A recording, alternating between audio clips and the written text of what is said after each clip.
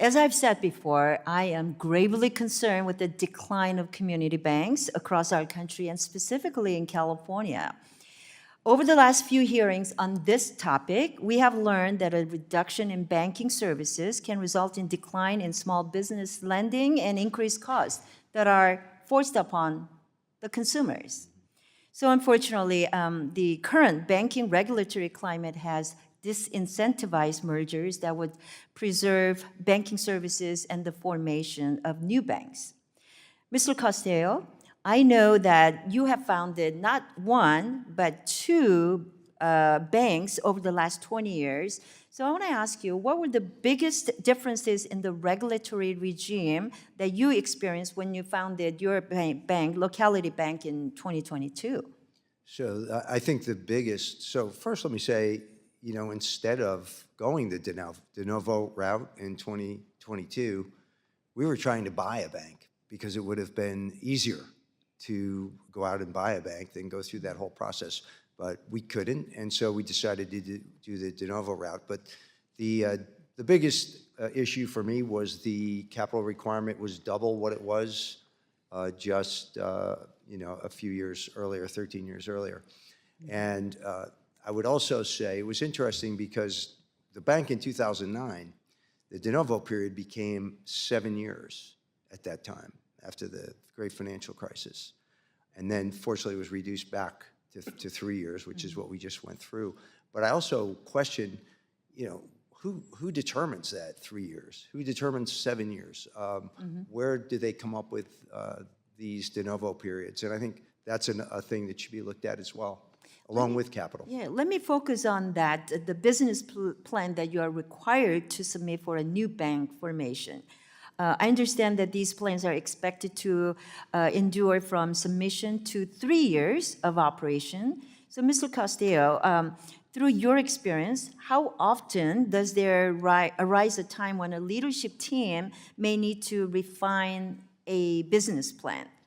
Well, I think we all know in business that nothing is static. Things are constantly changing. During the time since we operated, we went through the SVB failure and the deposit crisis. So I think you're constantly having to, in any business, update your business plan. So the more, I think the faster we can have regulators react to those changes would be a lot easier for us. So how do regulators react when you inform them that you need to make a change? I think it depends on the change. Obviously, we didn't have any real structural changes. We didn't enter any new businesses.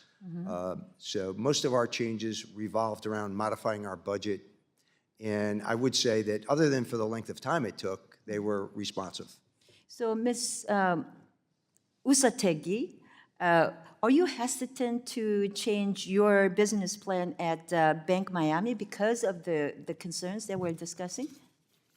So we're only 2 months old, so I haven't had to been presented with that problem just yet. But as Keith mentioned, markets change, and not to say I'm hesitant. I have a great relationship with the regulators, but how quickly they respond is a concern, because sometimes on a whim we'll get presented with a new opportunity that we want to have an answer to be able to act quicker that may actually help strengthen the community bank, and without having a clear timeline on response, and honestly having to recreate a whole new business plan at some cases, depending on how big of a change it is, it could be, I don't want to say detrimental to the bank, but it could significantly impact the potential of new earnings and gathering more capital through that process. Thank you. As someone who founded and operated my own small business, changing my business plan was not a sign of increased risk, but a testimony to my adaptability and desire to succeed. It is disappointing to hear that some of the regulators may not see it the same way. Now, I want to shift gear and highlight the importance of diversity in banking business models for consumers. So, Mrs. Alexson, when a consumer has access to large, mid-sized, and community banks and credit unions, how do these options benefit a consumer?